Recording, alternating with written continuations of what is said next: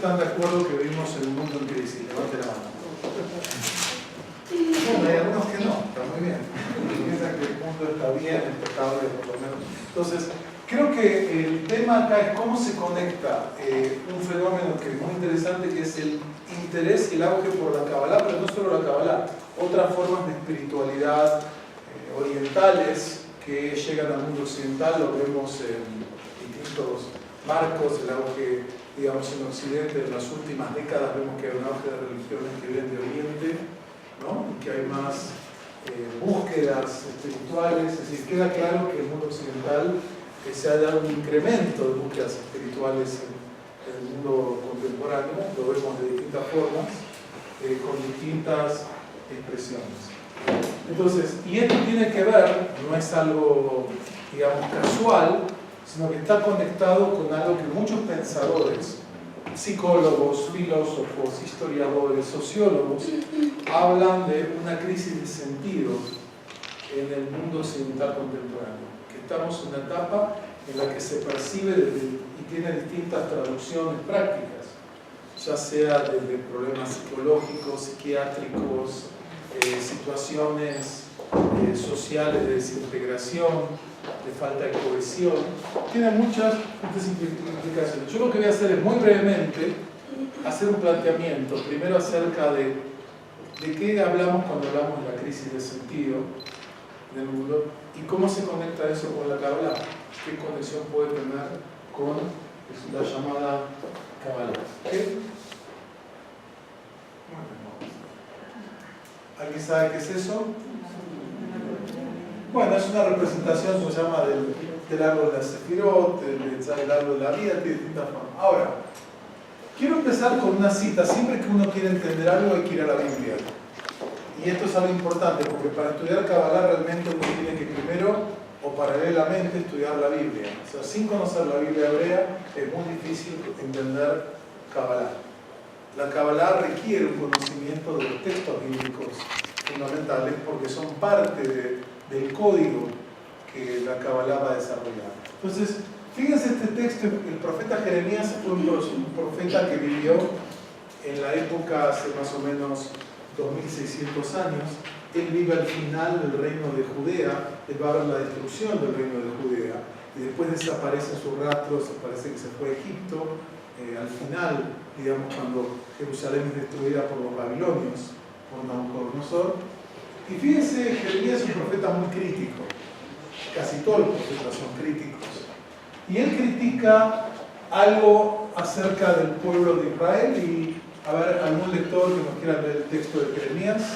Espantaos cielos sobre esto y horrorizaos, pasmaos en gran manera, dice Yahvé, porque dos males ha hecho mi pueblo. Me dejaron a mí fuente de agua viva y cavaron para sí cisternas rotas que no retienen el agua.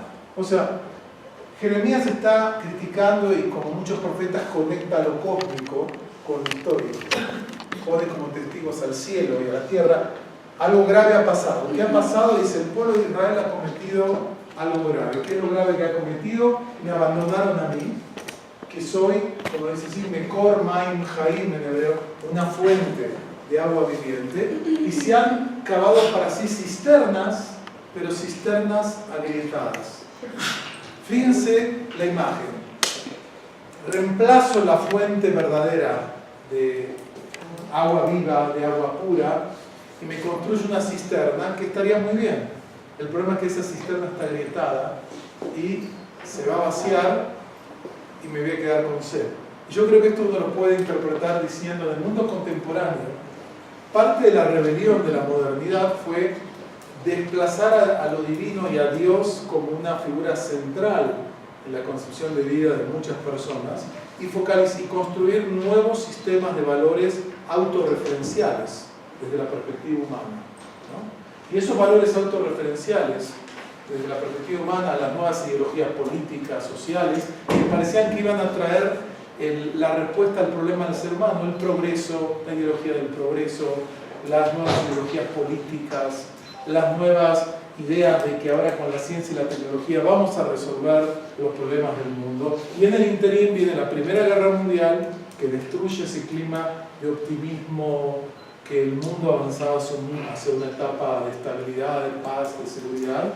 Después de la Segunda Guerra Mundial, las dictaduras comunistas, fascistas en el periodo entre guerras, y después el conocimiento de que los sistemas políticos no traen la salvación del ser humano. Pueden mejorar las condiciones humanas, pueden quebrarlas, pero los sistemas políticos no son una respuesta mesiánica como se pensaba a fines del siglo XIX, y en el siglo XX, que la revolución comunista o el sistema fascista o la democracia misma iban a resolver los problemas del ser humano. Hoy en día lo vemos a nivel global, sabemos que los sistemas políticos en todo el mundo están con crisis de legitimidad, de representatividad. Y nos planteamos entonces, bueno, ¿cuál es la respuesta o cuáles son las respuestas a muchos de los dilemas humanos? Y acá Jeremías, con su estilo, un poco la imagen que hablo es que, uno puede decir, la modernidad quiso crear cisternas en lugar de lo divino, y esas cisternas muchas veces se quebraron y se fueron vaciando.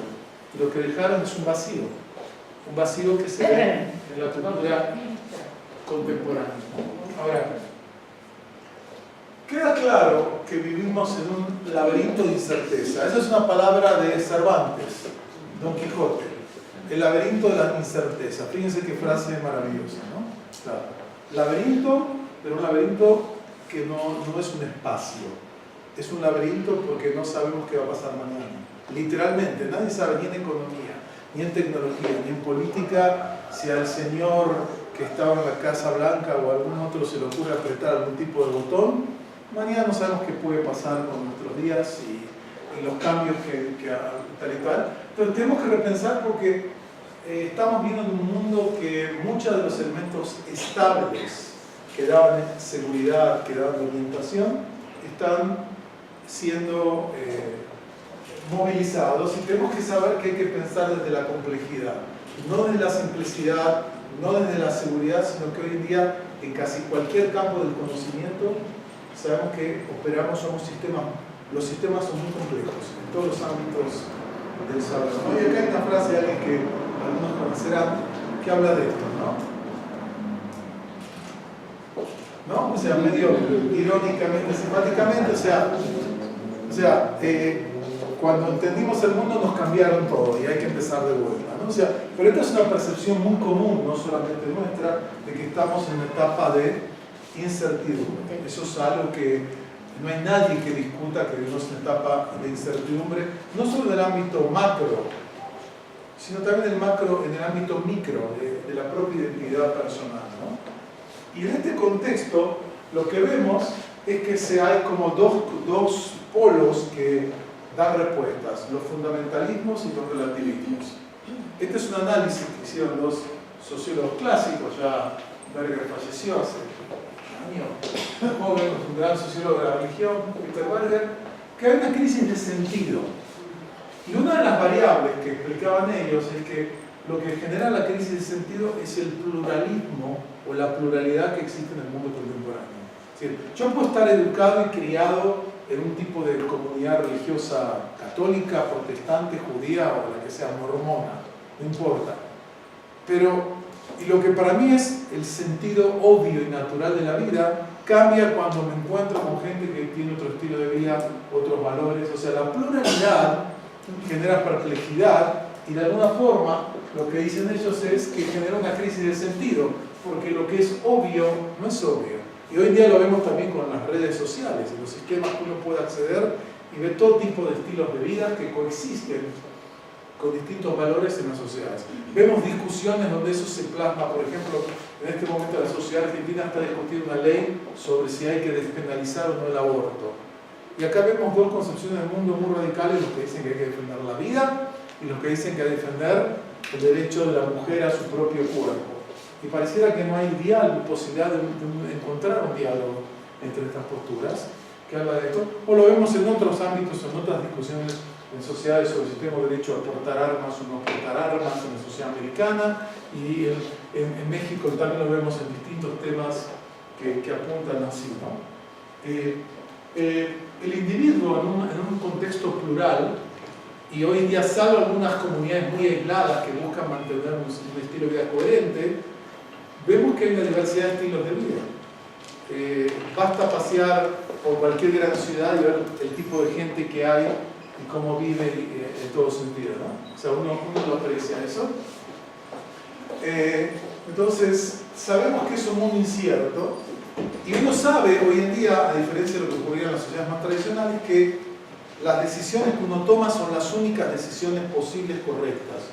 Hoy en día, aún las personas enraizadas en tradiciones religiosas saben que esto no puede no ser el caso.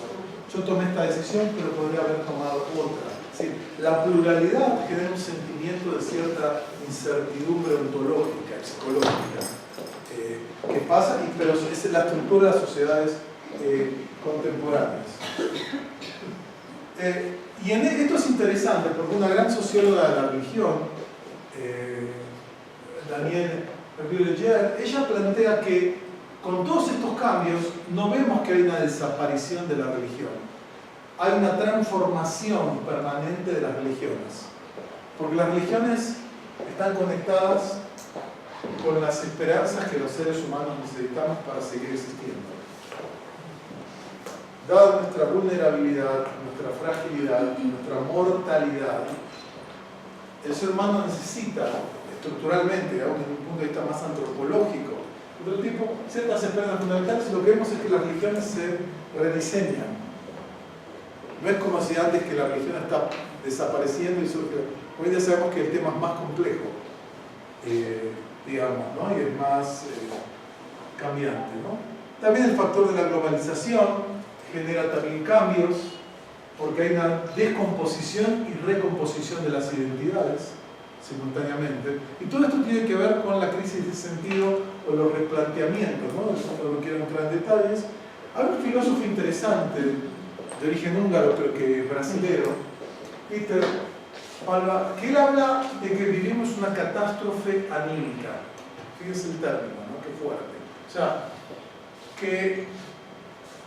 Y él lo que plantea es que, paradójicamente, catástrofe y creación van unidas. O sea, cuando se derrumba algo, se acaba algo, también es la oportunidad para un nuevo comienzo, para una nueva oportunidad. Es decir, no necesariamente el fin de las certezas, aunque genere dolor y genere incertidumbre y angustia, es algo que hay que verlo necesariamente como algo negativo, porque puede ser la apertura de nuevas posibilidades, ¿no? O sea, él acá analiza el tema de la famosa frase de Nietzsche que hay una serie de objetos que pierden su credibilidad en las sociedades contemporáneas y cambios, no me importa el detalle, y él habla que uno puede verlo esto como una perspectiva apocalíptica, que es terrible y se acaba el mundo, o uno puede decir, esto puede ser una oportunidad, algo jubiloso, algo positivo, esta puede ser una oportunidad de vivir algo distinto y nuevo y bueno, es decir, puede ser la posibilidad de una renovación.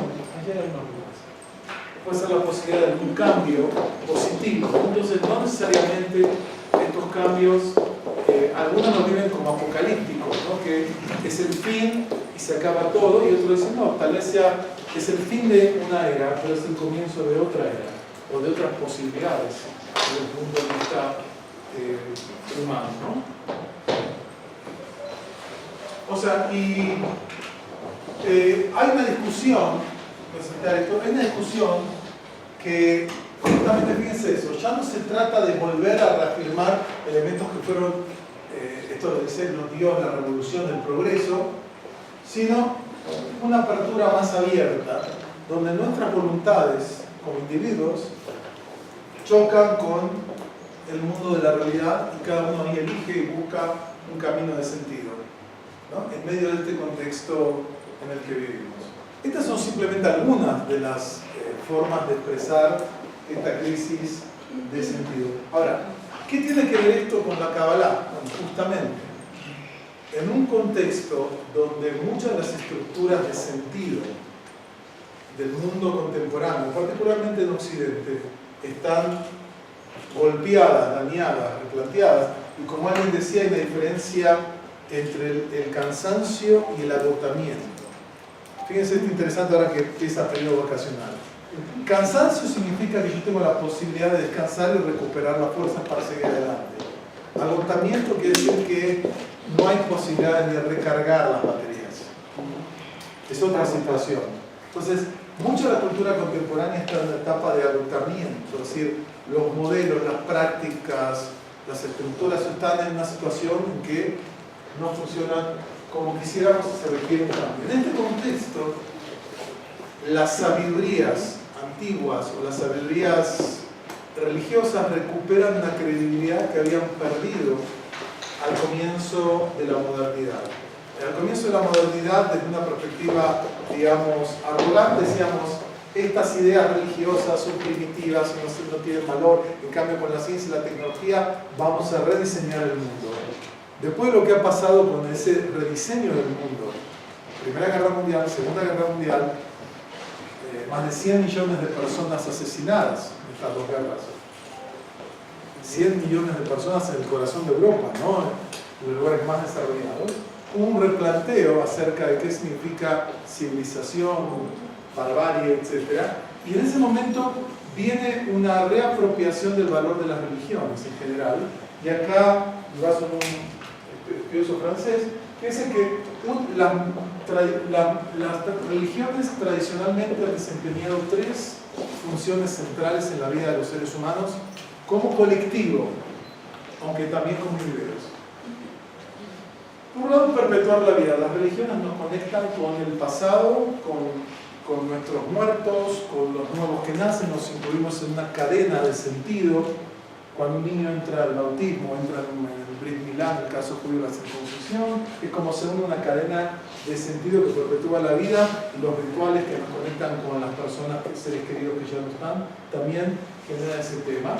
Y también tiene que ver con la fertilidad, y estamos hablando desde las religiones de la época paleolítica, ¿no?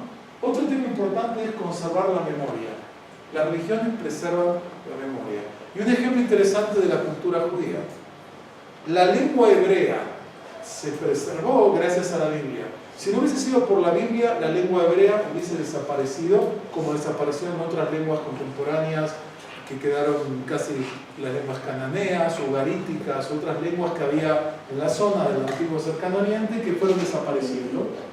La Biblia lo que hizo fue fijar la lengua hebrea como una lengua sagrada y eso le dio ese valor.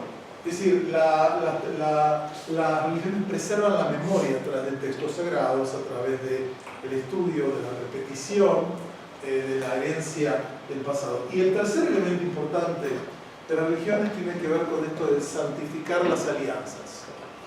¿Qué quiere decir esto? Dada la vulnerabilidad de los seres humanos, necesitamos siempre algún tipo de marco que fortalece nuestras conexiones con otros. O sea, una pareja puede convivir y en el mundo moderno no hay ningún problema que la pareja decida convivir.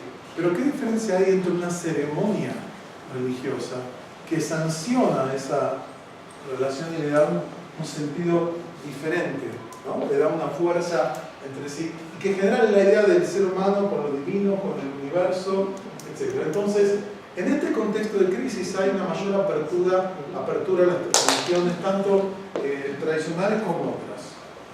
Y en este contexto hay que situar el resurgimiento, si ustedes quieren, la moda, como lo queramos llamar, de la Cábala, que forma parte de una búsqueda de espiritualidades y de formas religiosas en distintas tradiciones espirituales, ya sea nuevas formas religiosas para ese lugar, nuevos movimientos, o el revivir ciertas formas anteriores o propias que estaban dejadas, estaban congeladas, o era un aspecto para un grupo muy reservado de personas que de golpe se convierte en algo masivo, con más búsquedas y con más intereses, ¿no? Ahora, en este contexto de entender qué es la Cábala. Entonces, en ese sentido, quiero saber ahora que podamos ver qué es la Cábala, para poder entender de qué estamos hablando. Entonces, escucho ideas, sugerencias. Sí. Es el estudio de la parte mística y de las escrituras. Ok, escucharon lo que dijo Arturo, el estudio de la parte mística de las escrituras. Acá hay un problema, ¿qué es místico? ¿Qué significa místico? O sea, lo oculto. Ok, muy bien, eso sí. Para mí es el el alma de la Torah, ¿no? El estudio del alma de la Torah. Muy bien, correcto. La imagen del alma es como frente al cuerpo, es lo que está más adentro, ¿no?, de la Torah. Muy bien. Son algunas de las definiciones. Ahora, fíjense algo interesante. Históricamente la Kabbalah era el doctorado. Tú tenías que hacer primaria, secundaria, prepa, licenciatura, y recién ibas al doctorado, como uno que estudia la primaria no va a hacer el doctorado. Para hacer Kabbalah era históricamente en el mundo del judaísmo, y la Kabbalah es un fenómeno plenamente judío que después se ha abierto y se han generado modelos más inclusivos, pero la Kabbalah es una parte integral de la cultura judía, y por eso para entender Kabbalah hay que conocer la cultura judía, los textos sagrados, las tradiciones, porque la Kabbalah es una interpretación justamente de esas prácticas y textos. Pero fíjense algo interesante. Históricamente la Kabbalah era algo para un grupo muy selecto de sabios, de estudiosos, que lo estudiaban en una forma oculta o sin demasiada publicidad. Hubo una discusión en el siglo XVI sobre si publicar o no una de las obras más importantes de la Kabbalah, que se llama el Zohar, el libro del esplendor. El Zohar, cuando se empieza la imprenta, había cabalistas que decían que no había que imprimirlo, porque si se imprime un texto va a estar al alcance de todos. Y había otros que decían, sí, hay que imprimirlo para que se difunda más este conocimiento. Finalmente hay las dos primeras ediciones del Zohar, una en Cremona, en Italia, y otra en Mantua. Ahí salen las primeras ediciones del Zohar que se empiezan a difundir, pero hubo una discusión porque algunos decían, hay que ser secreto. Históricamente un cabalista era un hombre así. Este fue un hombre llamado el líder de los cabalistas, Isaac Keduri, que vivió, como ven, más de 100 años. De origen iraquí, en Israel era considerado el maestro de los maestros de los cabalistas. Solo con que él decía que alguien le iba a poder dar una bendición, le cambiaba la vida a esa gente. O sea, en un momento un partido político israelí dijo que el que votaba por ellos le daba cosas con la bendición de Keduri, que incrementó muchísimo el voto, ¿no? No le superamos esas ideas a nadie acá, ya sabes quién, ¿no? Exacto. No lo digamos, pero a quien sea. Pero el Keduri, o sea, tradicionalmente el cabalista era así, y había dos tipos de cabalistas. Lo que se llama el cabalista práctico, que la gente iba y le pedía algún tipo de elemento para ayudarlo con salud o con algún problema. O sea, eso es lo que se llama en hebreo la Kabbalah Maasit, la Kabbalah práctica, que había sabios que tenían tradiciones de saber cómo, a través de una serie de recursos, ayudar a la persona ante una situación muy concreta. Y estaban los cabalistas que estudiaban la Kabbalah para entender el alma y el fondo de la Torah, independientemente que eso tuviese algún uso práctico o que lo podía tener, conocer a fondo los nombres de Dios, el nombre de Dios, etc. Había limitantes que solo se enseñaba en cierta etapa. Por ejemplo, en el Shulchan Aruch, que es el código, uno de los códigos más importantes de la ley judía, se dice que no se debe pasear por el Pardés, o sea, el mundo de la mística, hasta que no se haya llenado el estómago de carne y vino. Es decir, que uno ya no tenga todas las bases. Es como te dicen, no tomes con el estómago vacío. O sea, tradicionalmente decían, ¿quieres estudiar Kabbalah? Estudia Biblia, estudia Talmud, estudia Halajá, y después, ahí puedes. O sea, y las leyes, todo lo que hablamos del cumplimiento de los preceptos. Y otra idea era que no había que enseñar Kabbalah hasta cierta edad, hasta los 40 años, que decían que uno era demasiado joven y demasiado superficial y demasiado dominado por las pasiones. Después ya uno maduraba según este tema. Ahí no cualquiera, o sea, había limitantes. Ahora, ya en el fin del siglo XIX, comienzo del siglo XX, viene un cambio. La Kabbalah empieza a ser estudiada por gente así. Este hombre es Gershom Scholem, que fue uno de los grandes estudiosos de la Kabbalah del siglo XX. Gershom Scholem nace en Alemania, en una familia bastante asimilada a la cultura alemana, y él, en una búsqueda espiritual, se identifica mucho con la Kabbalah y con el sionismo. Scholem cuenta que cuando él empezó a estudiar en Alemania Talmud y Biblia para saber, una vez se acercó un profesor, fue a la casa de un profesor y vio que tenía toda una biblioteca de libros que él jamás había escuchado hablar, nunca los había visto. Empieza a ver y dice, ¿qué es esto?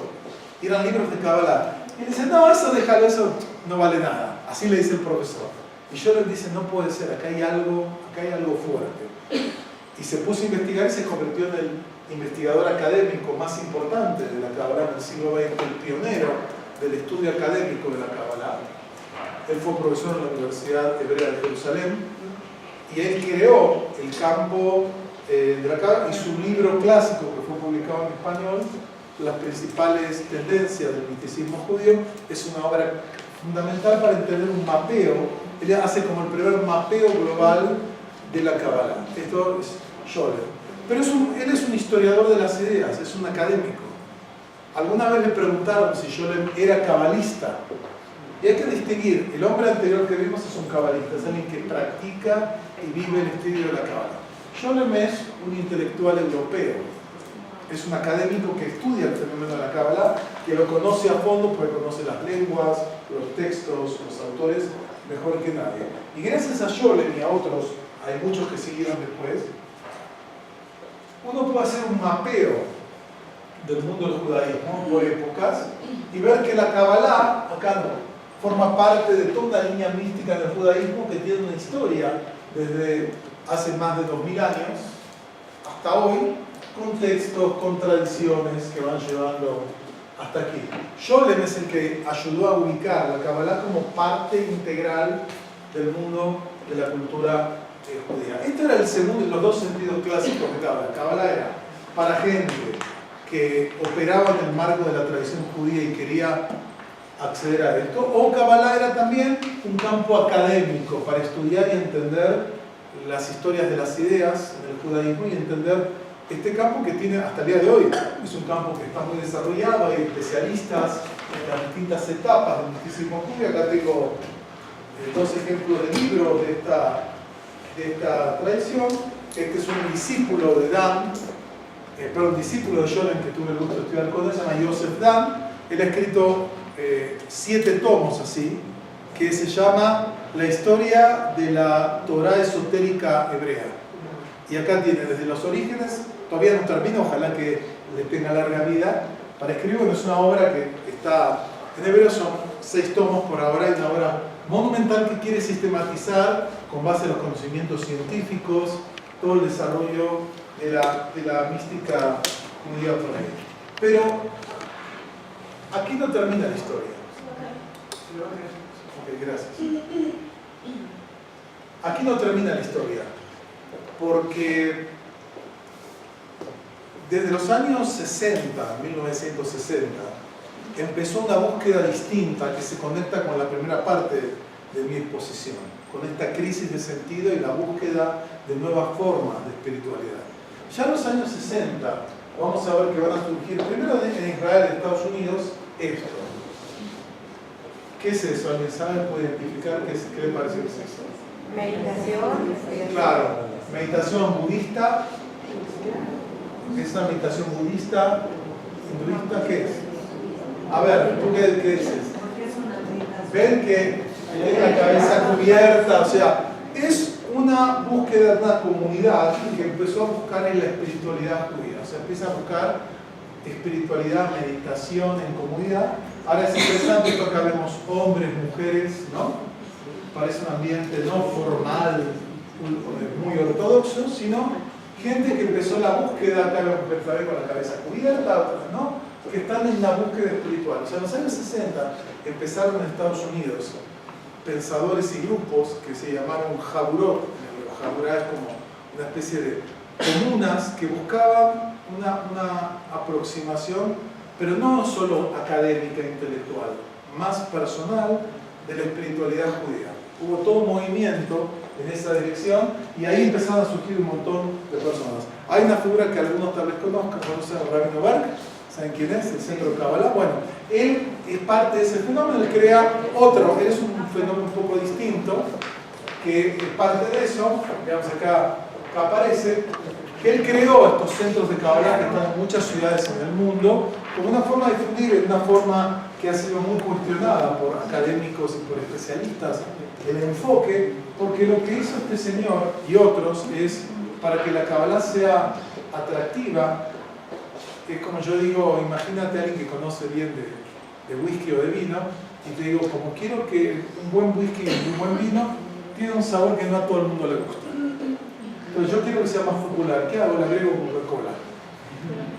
Entonces al agregarle Coca-Cola, lo que hago es que lo hago más atractivo para un público más amplio, pero le quité parte del sabor auténtico. Entonces eso es lo que critican de este centro, que para ser accesible a un mundo muy grande de hombres, mujeres, judíos, no judíos, lo que hizo ver es usar un lenguaje que tenga una base, o sea, si tengo vino, que le ponga media botella de Coca-Cola, tiene algo de vino, pero está un poco diluido.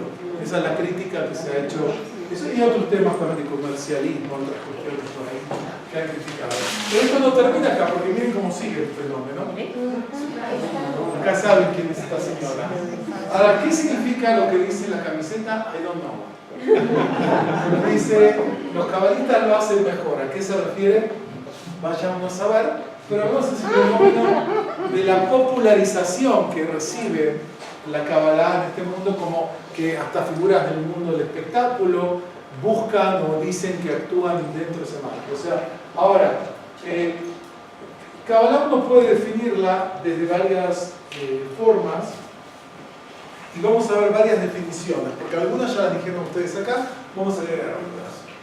La definición acá que dan es, la Kabbalah es la tradición mística del judaísmo. ¿Okay? La pregunta es, ¿qué es mística? Porque si yo no sé qué es mística, no me sé, y hay muchas posturas dentro de los investigadores, si mística es algo diferenciado de la religión, o mística es una variante dentro de la propia religión. Hay quien dice, la mística y la religión es como la diferencia, que algunos acá lo van a entender, otros no, entre rock y hard rock. O sea, la mística es el hard rock, es decir, es algo mucho más intenso. En el hard rock los músicos se excitan y rompen las guitarras y tienen un estilo de vida al fondo con la cuestión del rock. No se quedan solo con tocar y después viven una vida burguesa normal. El hard rock implica todo un estilo de vida más jugado con eso. Lo que creemos acá es que dicen que la mística es otra dimensión de lo religioso, y hay otros que dicen que no, es una diferencia más de grado. Hay discusiones acerca de los enfoques dentro de los estudios de las religiones, pero se habla de eso. La segunda, que es lo que se plantea acá, es las lecturas esotéricas de la Torah. Es decir, la Torah tiene niveles, y la Torah externamente parece una ley, como en las tradiciones cristianas del Torah como ley, pero eso es un error, porque la palabra Torah, etimológicamente, ¿qué quiere decir? Recibir. No, eso es Kabbalah. Torah no. Torah, ¿qué quiere decir? Viene la misma raíz de la palabra moré, maestro, enseñanza. Torah quiere decir enseñanza, pero en la tradición, por la traducción de la Biblia griego, se llamó nomos, se puso nomos, que es ley, pero ley en el mundo antiguo no era como ley hoy en día. Pero no importa. Entonces, hablamos de las lecturas ocultas del mundo del judaísmo, y esto plantearía como que hay distintos niveles, hay distintos enfoques, de 4 niveles, 6 niveles, 7 niveles, 70 niveles de profundidad con respecto a la Kabbalah. Y en este sentido es importante algo que hace poco tuve la experiencia, ¿no?, del mundo del buceo. Cuando uno bucea sabe que hay niveles. Uno puede llevar a niveles hacer curso. Yo tengo un amigo que es buzo profesional, de lo más riesgoso, todo eso. Él está hace 30 años en el tema y yo hago cursos todo el tiempo. O sea, nunca se terminan las profundidades a las que puedes ver, las situaciones en que puedes visitar. O sea, uno bucea y descubre cosas nuevas siempre, ¿no? Y también uno aprende, porque para el buceo uno tiene que aprender una serie de reglas para poder estar seguro, porque puede ser peligroso. Bueno, los místicos usan una imagen parecida. Es riesgosa la experiencia de ir al mundo del pardés, el mundo del sentido. El texto famoso que habla de eso cuenta que de 4 sabios solo uno salió bien, los otros 3 no le fue tan bien.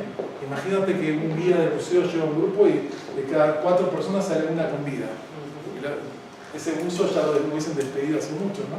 Bueno, pero o sea, no es un mundo que tiene riesgos. Así está visto la tradición. Una tercera definición de la Kabbalah es que la Kabbalah es un componente esencial de la vida, el pensamiento y las prácticas judías.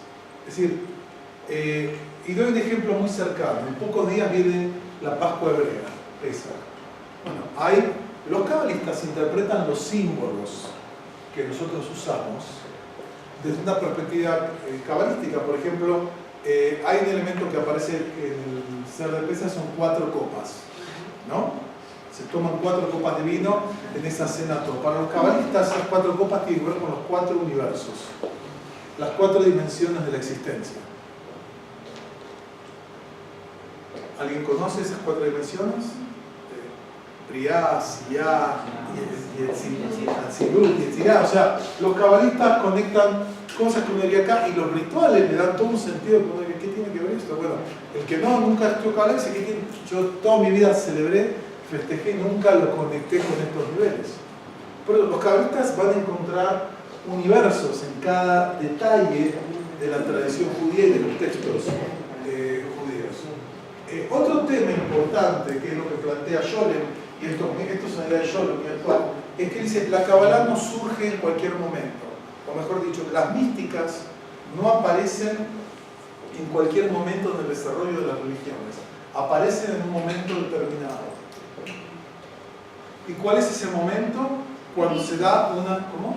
Crisis, en un momento. Bueno, o de crisis, o lo que él dice es de sentimiento de separación con el mundo divino.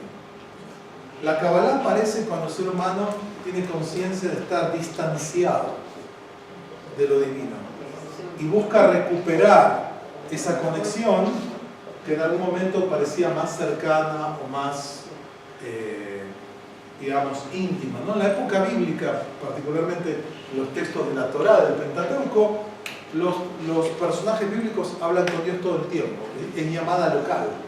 Después se hace llamada de larga distancia. Al final de la Biblia ya hay menos intervenciones. Y después ya en la época rabínica hay una conciencia que entre el mundo humano y el mundo divino hay una brecha. ¿Cómo superar esa brecha? Es parte del esfuerzo de los místicos. Por eso yo les dice que la Kabbalah se da en determinados momentos de la estructura de la religión. Lo mismo pasa en la tradición cristiana. ¿En qué momentos empieza la mística en el mundo cristiano? Desde los padres del desierto, la Edad Media, cuando la religión se institucionaliza y se da una brecha entre la espiritualidad y el mundo del poder de la iglesia o de las instituciones religiosas.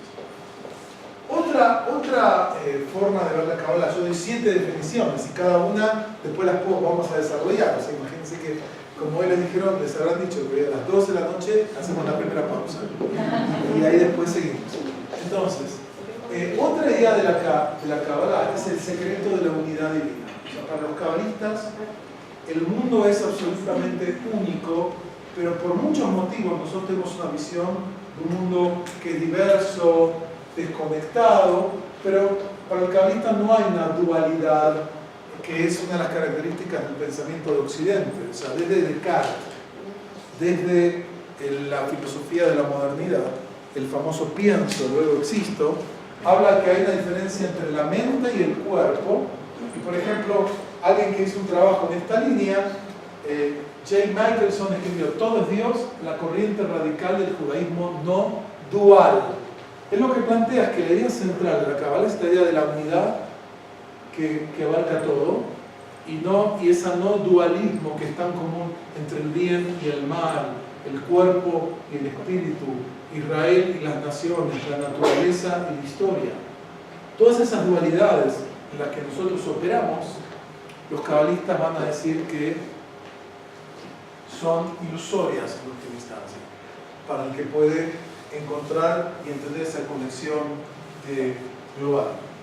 Otro elemento importante es que, como dijimos al comienzo, es parte de una tradición esotérica de la nueva era, ¿no? La nueva era es un concepto que desarrolló una mujer, Ferguson, en un libro que se llama La Era de Acuario, de ahí viene lo que vimos las canciones, La Era de Acuario. Ella plantea que estamos en una nueva era en el desarrollo de la humanidad, y en esta nueva era se van superando una serie de contradicciones anteriores, y hay que nos ver muy críticamente lo que es llamada la New Age o la nueva era como una forma, digamos, de neopaganismo o de desafío a las religiones tradicionales, y están los que ven esto como algo muy positivo y un avance realmente importante, ¿no?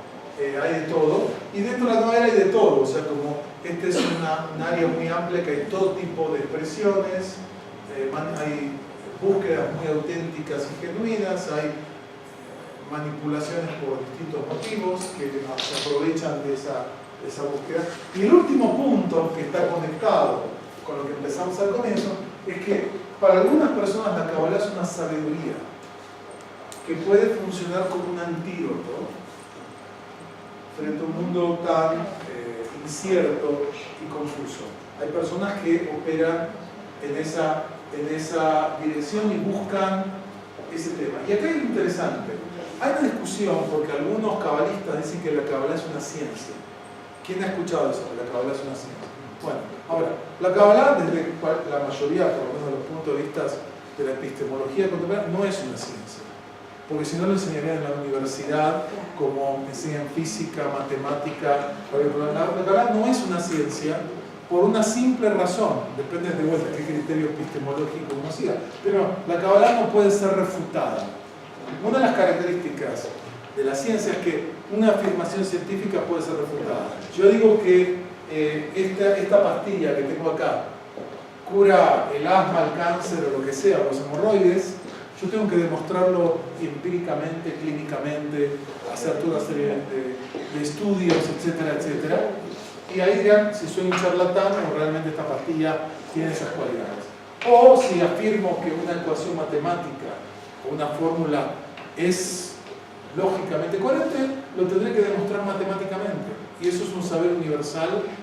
La Kabbalah no es ciencia en ese sentido. La Kabbalah es una sabiduría, que es otra. No hay reglas que tengan la validez que tienen las reglas científicas.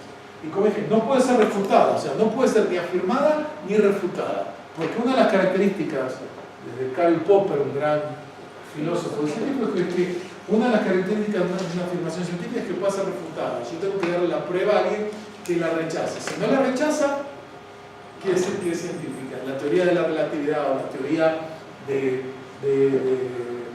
Newton acerca de la gravedad, son teorías que yo las puedo probar en distintas formas, tanto teóricamente como prácticamente, y digo, ¿tenía razón o no tenía razón? Lo que ha pasado con Einstein, que planteó formulaciones teóricas, es que en las últimas décadas se han probado empíricamente una serie de sus afirmaciones de que lo que corrobora que es una teoría científica. Pero una teoría científica que no tiene herramientas de refutación no es una teoría científica, es una afirmación. Y como decimos, la Kabbalah es una sabiduría, es un conocimiento que puede tener mucha fuerza, mucho valor, pero no entra dentro de lo que se entiende en el mundo, por lo menos en el 99% de las universidades, en el mundo científico, como una concepción, como una ciencia, ¿no? Aunque el que habla de leyes que operan en el universo, es probable, pero eso no es algo que se pueda demostrar como se demuestra una ecuación matemática o como se demuestra, digamos, algún producto que esto genera tal solucionamiento. Eso no quiere decir que sea menos valiosa, es decir, está dentro de otra categoría de análisis, porque muchas veces las verdades más importantes no son científicas. Fíjese esto, hubo en el siglo XIX un movimiento filosófico que se llama el existencialismo, que siguió en el siglo XX, pero nace con una crítica a Hegel, Kierkegaard y otros, que habla de una de las verdades que va a plantear Kierkegaard es que la verdad es fundamentalmente subjetiva. Las verdades más importantes para nosotros son las subjetivas. A mí me pueden decir 2 más 2 es 4 y digo, ok, tienes razón, pero a mí me importa más si sé que ciertas personas me quieren. Como ser humano, desde el punto de vista de mi seguridad existencial personal, me es más importante ciertas verdades subjetivas que 2 más 2 es 4. 2 más 2 es 4, muy bien, 2 más 2 es 4. Pero a mí no me cambia nada desde el punto de vista existencial.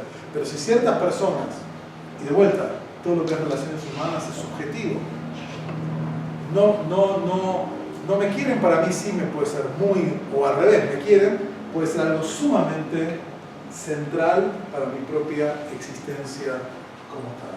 Ahora, vamos a ver un poco esto de la tradición mística. La primera frase, ¿la conocen? ¿Quién la dijo?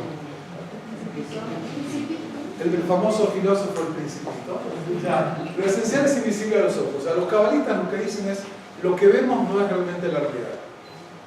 Esto no solamente lo Principito, muchos filósofos piensan lo mismo. O sea, que esta realidad desde Platón hasta Kant da una idea de que la realidad no es exactamente lo que uno percibe o ve. La realidad tiene distintas dimensiones. La experiencia humana es más compleja y para el misticismo judío, casi toda una estudiosa de la Kabbalah, Rachel Elior, de la Universidad Hebrea de Jerusalén, Rachel Elior dice que en la Kabbalah judía el lenguaje es el puente entre la realidad perdida y la eternidad espiritual. Es una frase muy fuerte. Es decir, la Kabbalah le da un enorme valor al lenguaje y la palabra, cosa que en otras místicas no. En otras místicas el lenguaje es engaño, es ilusión. En la Kabbalah, por el hecho de que la Torá es considerada revelación divina y es un texto escrito que comunica una verdad profunda, entonces la Kabbalah le da un valor central al lenguaje y por eso para los cabalistas cada letra de la Torá, y no solo cada letra, cada marquita, cada una de las señales que decoran la Torá tiene un valor profundo. O sea, hay una concepción, como explicamos alguna vez, semiótica de la revelación y no solo semántica. Es decir, no solo el sentido, sino todo, cada señal, cada detalle tiene un valor. La lectura de la Torá. O sea, la Torá, hay un dicho que dice Shidim Panim la Torá. En hebreo, 70 rostros, caras. La Torá tiene 70 rostros. Es decir, múltiples niveles, múltiples ángulos. No se puede agotar en una lectura simplista o de un lugar. Uno puede ver que este texto es un texto muy legalista, muy raro, y otro es maravilloso. Ahí está el secreto de todo. O sea, para los cabalistas, precisamente los preceptos, las mitzvot más raras, desde el punto de vista racional, son las más interesantes, porque tienen verdades justamente diferentes y profundas que en el sentido racional parecen poco claras. ¿Por qué no se puede mezclar carne con leche? ¿Por qué esto no coincide con esto? Cosas con ese que tiene eso de justamente los cabalistas dicen acá. Y por eso esta idea, como es un texto cabalista, que no hay palabra de la Torá que no esconda maravillosos y pavorosos secretos. ¿No? Y acá viene la pregunta, ¿por qué hay que ocultar? ¿Por qué ocultar? ¿Por qué no manifestar todo claramente? Por el sentido que le pueda dar que no entiende. Que alguien pueda entenderlo mal. Exacto. O eso ocurre igual, o sea, a una hora, o sea, esto pasa igual, pero acá hay muchas ideas. Tiene que ver con las concepciones del saber del mundo antiguo, tiene que ver con una idea que es que el Zohar lo explica muy bien, que dice que cuando los ángeles aparecen en el mundo, se revisten de forma humana. El ejemplo es cuando un grupo de ángeles le va a avisar a Abraham que va a ser padre. ¿Se acuerdan del episodio en Génesis? Que Abraham corre y los atiende y les da de comer. Los ángeles son criaturas espirituales, no comen. Pero acá comieron, hicieron como que fuesen seres humanos normales, etc. Entonces dice el Zohar, dice, ¿por qué los ángeles se convirtieron como en personas?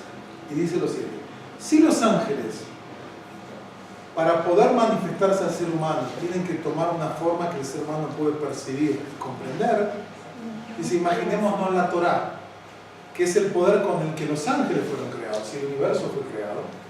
La Torá, para poder ser adaptada al lenguaje humano, tiene que estar cubierta y expresarse en forma tal que la luz tan poderosa no encandile o enceguezca a la persona. O sea, así como hay medicamentos que hay que tomar en dosis muy pequeñas pero son muy fuertes, para los cabalistas la Torá encierra la luz originaria de la creación, y esa luz no puede manifestarse en forma abierta, natural, porque sería imposible de percibir por el ser humano, ¿no?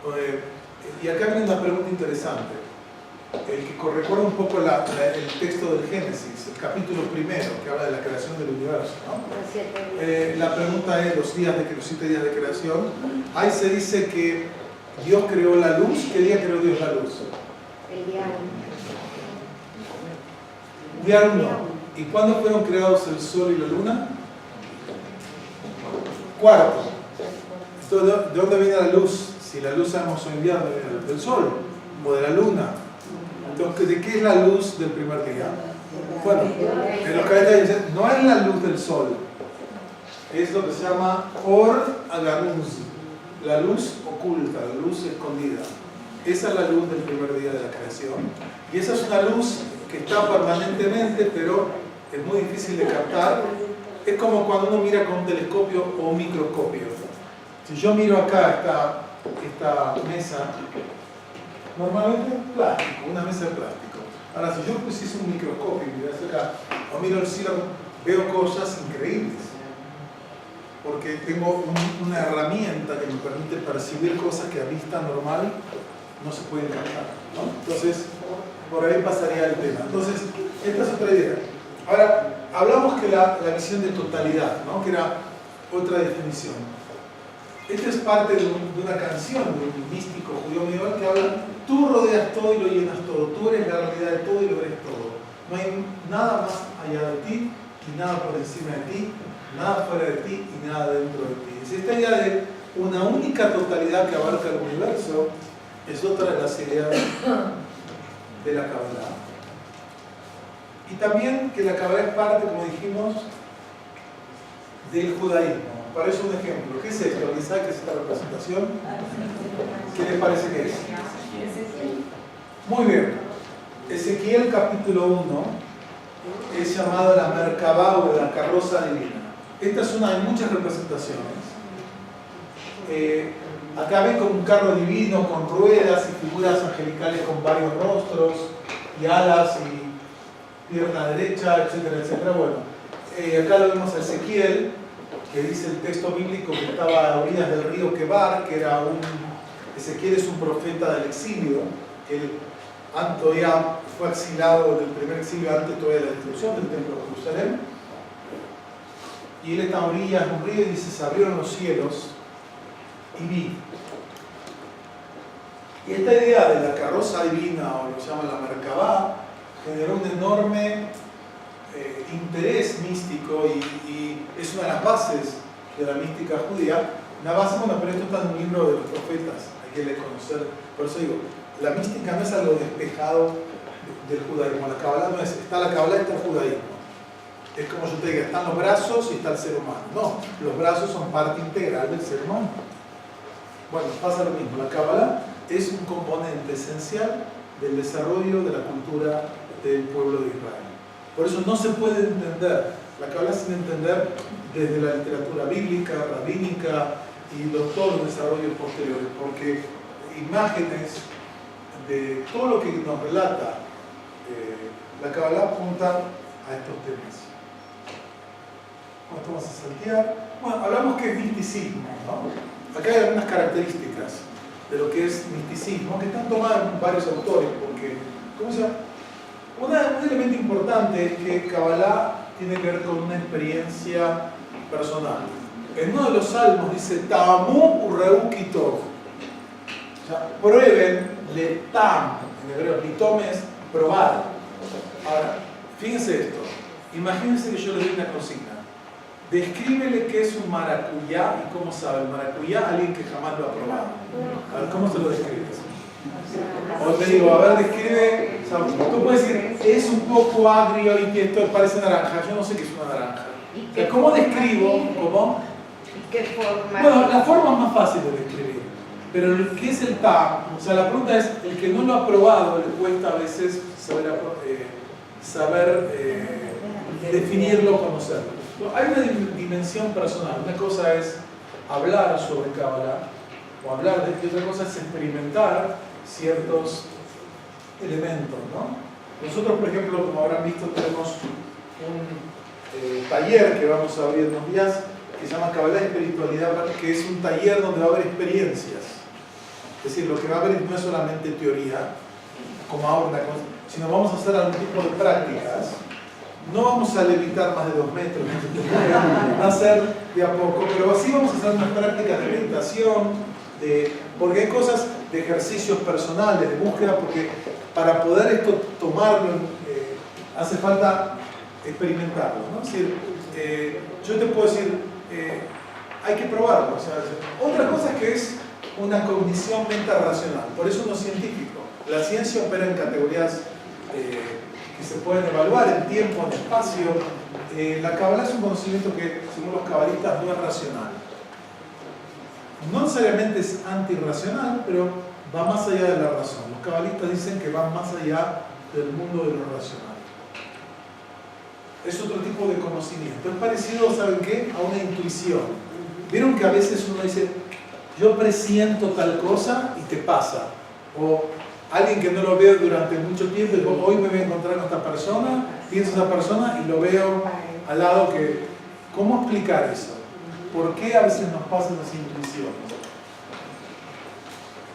Otro tema es un sentimiento de unión, de unidad. El cabalista experimenta esa unidad, en hebreo se dice beikut, esa unión, esa adhesión a lo divino que le da sentido. Otra característica, estoy yendo rápido porque quiero dejar tiempo a sus preguntas y comentarios, es que en la Kabbalah el espacio de encuentro con lo divino no es externo, es interno.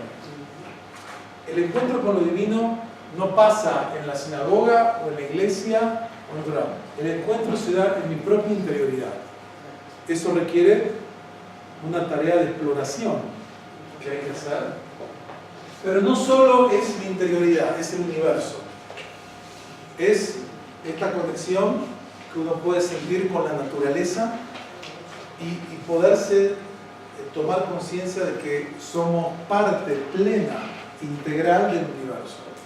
Que con las concepciones occidentales de separación, yo soy distinto de ustedes y soy distinto de la naturaleza, soy un individuo. Los cabalistas cuestionan el concepto de individualidad.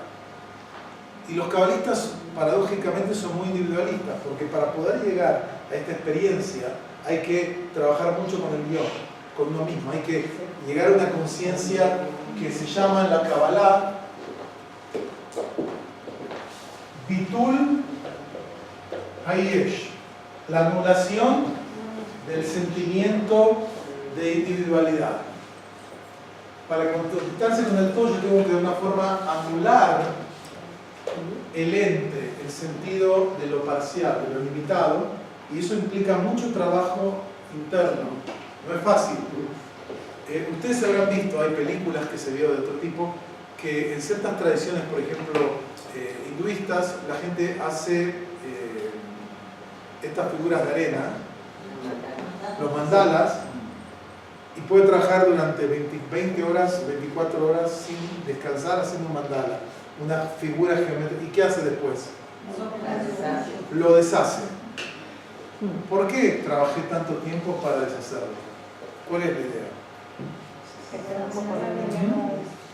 Uno tiene que aprender a desapegarse, uno tiene que aprender a poder disolver cosas que parecen tan sólidas, estables. Es parte de un aprendizaje que se da acá. Otro tema es que para los cabalistas, como para muchos místicos, la Kabbalah es una experiencia que te transforma, que te cambia.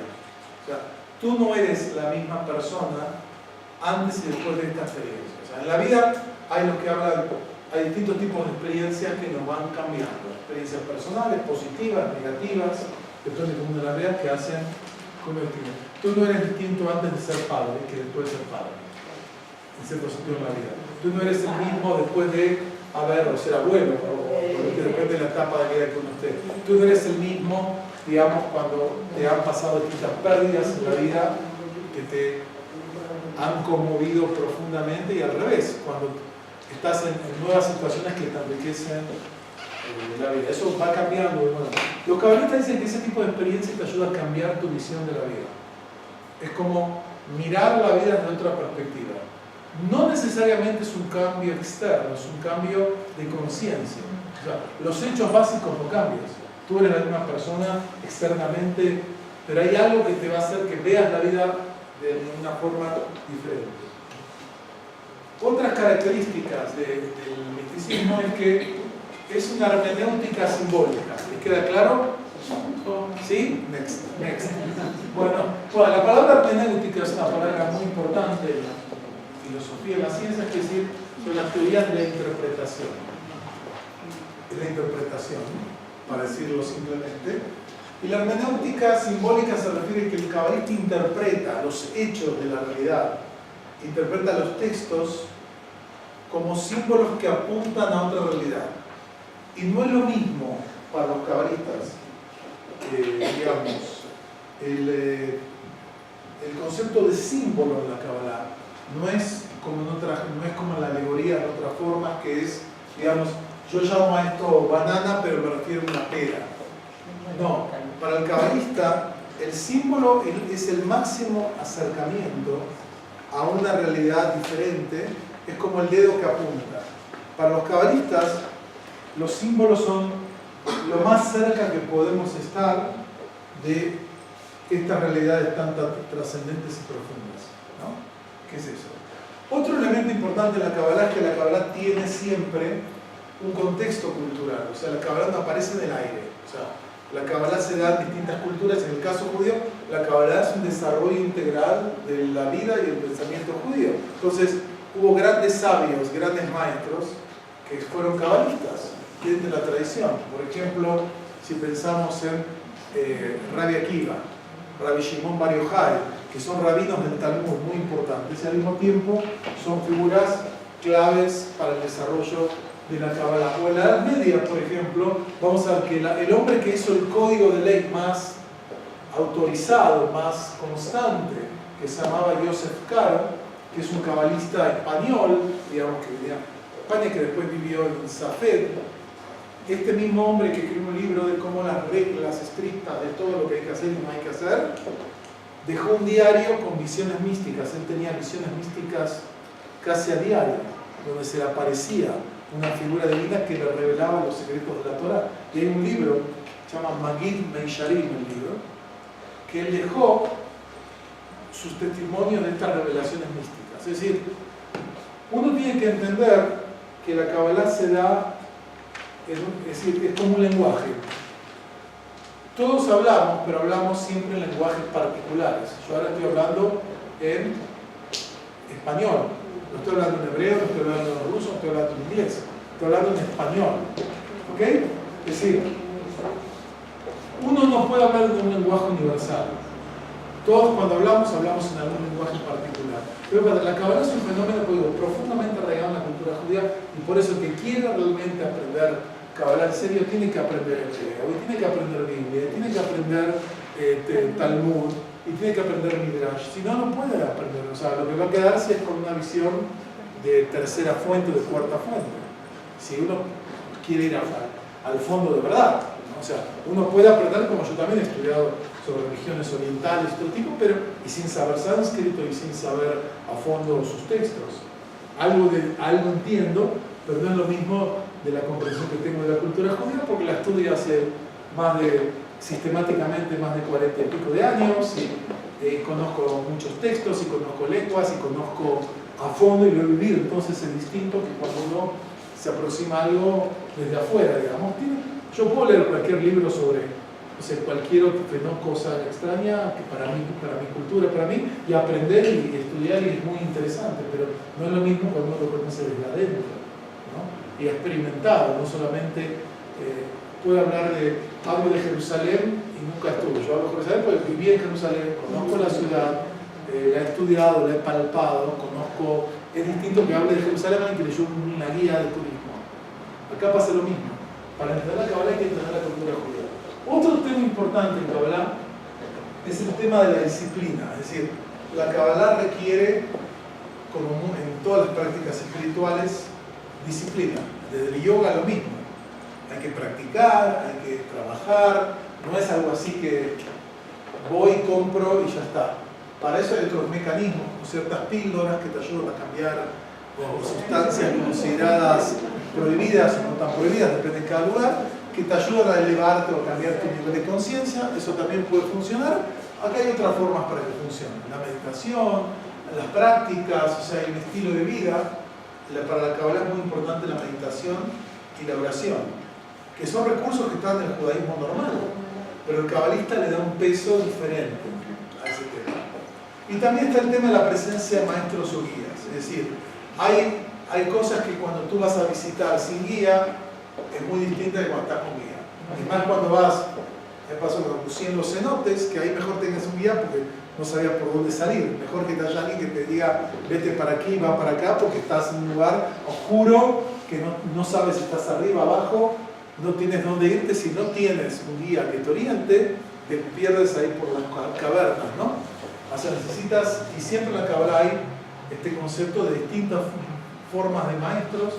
Están los maestros hasídicos, por ejemplo, el hasidismo, que es una de las últimas expresiones, de que ellos han desarrollado toda una serie de teoría del liderazgo y cómo el Rebbe tiene capacidades espirituales para orientar, ¿no? y guiar a la gente, ¿no? Etcétera. Ok. Bueno, hay una biblioteca mística judía muy amplia que abarca, que saltear, no quiero... Esto es un ejemplo de obras, o sea, vemos obras de hace 2000 años hasta obras de actuales, ¿no? Por ejemplo, fíjense, este libro que está acá se llama Sfat Emet. ¿Qué quiere decir Sfat Emet en hebreo? Safash el Emet, que sería en hebreo el lenguaje de la verdad. Bueno, el lenguaje de la verdad es el libro de uno de los más grandes maestros hasídicos de un grupo, que es Yehuda Ariel Leib de Gur. Es el rabino líder de uno de los grupos hasídicos más grandes del mundo, que empezó en Polonia. Y este libro lo que son los comentarios que él daba cada sábado de la Torá. Él le explicaba la Torá a sus seguidores. Pero no era un comentario trivial. Él acá hace un análisis a fondo de las verdades ocultas y les iba liberando en sus comentarios cosas que no son las habituales. Es un libro, como ven, escrito en el estilo hebreo rabínico, tradicional, que de vuelta, no solo el que sabe hebreo, o sea, hay que aprender a leer, no es el hebreo clásico, ¿no? Se llama la escritura Rashi, ¿no? Que requiere, ¿no? O sea, hay que practicar, el que sabe hebreo en pocas horas lo aprende a leer, pero el lenguaje que usa, este es un ejemplo, este es como equivalente al Tania de la gente de Chabad Lubavitch, o esta obra que es otra obra importantísima, hasídica, que es una obra, se llama las obras de otro rabino muy increíble, Rabbi Nachman de Bratslav, que también se llama Likutei Amarim. Sería como la recopilación de enseñanzas, y también hay ediciones más modernas. Esta es, como ven, hecha en el hebreo rabínico, ¿no? Ven cómo está escrito, y acá hay una enseñanza increíble de este rabino que conecta todo con todo. No hay nada que no esté conectado. Él conecta los textos bíblicos con la realidad histórica, con la naturaleza, con todo. Forman parte de una biblioteca que tiene miles de libros. Donde el Zohar, que es el más famoso, es uno, pero hay cientos y cientos de libros. O sea, el Zohar es una de las obras. Pero hay otros grupos que, digamos, desarrollan más y más lectura y análisis del tema. Entonces, para terminar y permitirle, voy a apurarme para ver acá. Estas son representaciones de una de las concepciones en la Kabbalah de las Sefirot. El que sabe, no hace falta explicar, el que no sabe, no tengo tiempo de explicar ahora. Pero esta es una representación interesante de dice el Ain, arriba todo ese Ain. Ain es nada. Pero la nada es lo más amplio. Y después del Ain está el Ein Sof. Ein Sof quiere decir infinito o sin límite, que es donde comienza todo el proceso que los cabalistas llaman la Atzilut, o la emanación, que es el proyecto de cómo lo divino se expresa en lo concreto, ¿no? Que ahí está la luz del primer día, esa orbe. Acá afuera es la luz esa del primer día, cómo se va plasmando después el resto. Esta es otra representación, esta es otra representación de otras cosas. Ven, esta es otra representación de cómo el cuerpo humano reproduce. Nosotros, es como se dice, cuando uno ve un microscopio, un telescopio, parece lo mismo. ¿Se han fijado? O sea, cuando te fijas, o sea, ves las estrellas, las galaxias y ves las células, sus partes, pareciera ser lo micro y lo macro, tienen estructuras que parecen cercanas. Bueno, acá está la reproducción del cuerpo. Y terminamos con esto, que es el tema de espiritualidades. Es decir, en una época como la nuestra, que hay tanta incertidumbre, donde muchos de los valores y tradiciones estables, seguras, que guiaban el mundo están en crisis, la gente busca nuevo tipo de espiritualidades, ¿no? O sea, son lo que se llama espiritualidad de búsqueda, de buscadoras. Porque nosotros somos, como hay un famoso sociólogo, Ruff, que dice The Generation of Seekers. Él escribió un libro muy famoso, se llama Una generación de buscadores. Y él muestra que los baby boomers, nosotros ya estamos los viejos los baby boomers, los que nacimos la primera década, poco después de la Primera Guerra Mundial, ya somos arcaicos con los millennials o las nuevas generaciones, etc. Pero él demostró a este sociólogo norteamericano cómo la gente busca nuevas identidades, cambia de identidades de todo tipo, sexuales, religiosas, culturales, buscando sentido. Entonces, en esta época estamos en la búsqueda de nuevos tipos de sistemas pragmáticos más que sistemas rígidos y coherentes. Uno busca sistemas que tengan que ver con que me dan respuestas personales a mis búsquedas y mis inquietudes. Y en este sentido la Kabbalah puede ser una expresión, no es la única, es una expresión de búsqueda, o sea, muy acorde a la posmodernidad, ¿no? Porque me muestra que lo aparente no es lo real, me muestra que me puede dar la idea de experiencias que me den otra perspectiva. También está el tema de comunidad, la Kabbalah crea comunidad. Los cabalistas creaban todo tipo de comunidades muy unidas en su búsqueda de pertenencia. Hay muchos elementos. El movimiento, vivimos en un mundo que es dinámico, todo cambia, todo es dinámico, y la Kabbalah es coherente con ese tema. Entonces, en este contexto, en este contexto, viene acá, y termino con esta cita. Esta es una cita de Shalom Dover, que era el quinto rabino de Chabad Lubavitch. Chabad Lubavitch es una corriente hasídica, un grupo místico judío, que hasta el día de hoy es muy activo en el mundo. Están muy activos en todo el mundo. No es el grupo más grande, es relativamente pequeño, pero tiene como 3.000 enviados en más de 3.000 ciudades del mundo que están y trabajan y difunden esta tradición. Hablando hace como 100 años, el quinto rabino, ellos tuvieron 7 rabinos. El último, que según ellos murió o no murió, depende de la concepción de ellos, el último rebe, miren lo que él dice. ¿Quién lo lee? ¿Quieren leerlo, por favor? Las generaciones anteriores del pueblo de Israel no necesitaban estudiar el saber oculto de la Torá. Este estudio, ya que eran seres humanos plenamente íntegros y justos, sadikim, y estudiaban la Torá por sí misma. Pero en las últimas generaciones disminuyeron los corazones. La capacidad espiritual, intelectual y emocional de comprender profundamente la vida. Por lo tanto, es un mandamiento actual el revelar lo oculto, y cada generación necesita más que la anterior la revelación de la anterioridad de la Torá. Fíjense, él decidió hace semana que llegó el momento de abrir. ¿Por qué? Por la urgencia que hay en la condición humana. Porque cuando todo el mundo está a un nivel espiritual muy elevado, entonces esto es una cosa. Pero ahora que vemos tiempos tan complejos, donde, como él dice, itma'atu alevavot, dice en hebreo, o sea, los corazones se empequeñecieron, es necesario revelar, ¿no? Y por eso, digamos, hay distintos marcos, como dije, hay muchos enfoques posibles de Kabbalah y espiritualidad. No hay un solo enfoque, hay muchos enfoques en el mundo, aún en México, disponibles para este tipo de tema, de experiencia. Entonces, con lo que quería hacer en esta breve presentación era plantear, por un lado, que queda claro que vivimos en una crisis de sentido, un replanteamiento de sentido, o un agotamiento de proyectos que dieron rumbo, orientación a la vida humana durante muchas generaciones. Dos, que en ese contexto uno vuelve o busca algún punto sólido en el cual poder afirmarse.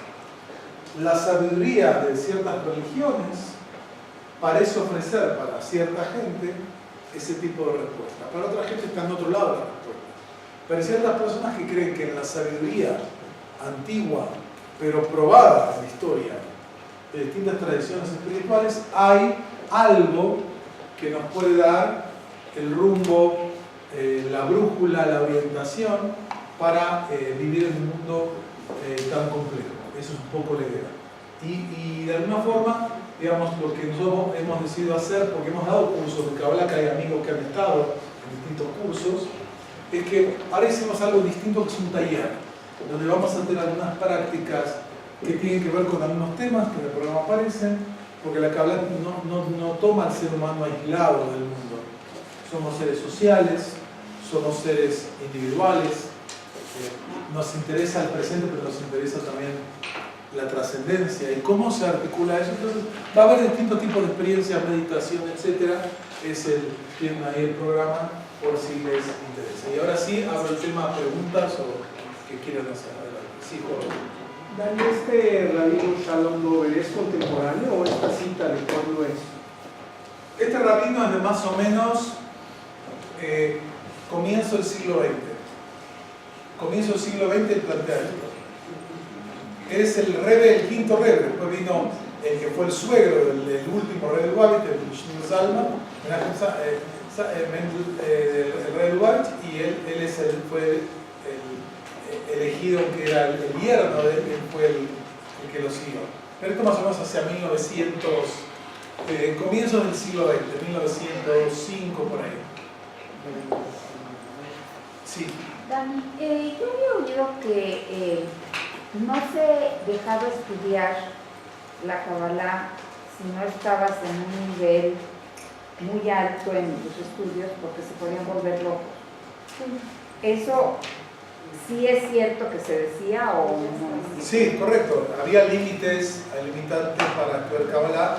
Es una persona ya sentada, estable, con conocimiento, pero este es un texto que te muestra que hay que cambiar la estrategia. Y no viene de alguien reformista o externo, viene de un líder de una comunidad así, que es un grupo muy conservador y muy tradicional, que dice que llegó el momento de revelar lo que era oculto, ahora hay que revelarlo. Es parte de eso, es decir, es un cambio de estrategia. Durante mucho tiempo, como tú dijiste, como dije, es un conocimiento cerrado o limitado. Ahora hay que decir que hay que abrirlo, ¿no? Eso es correcto.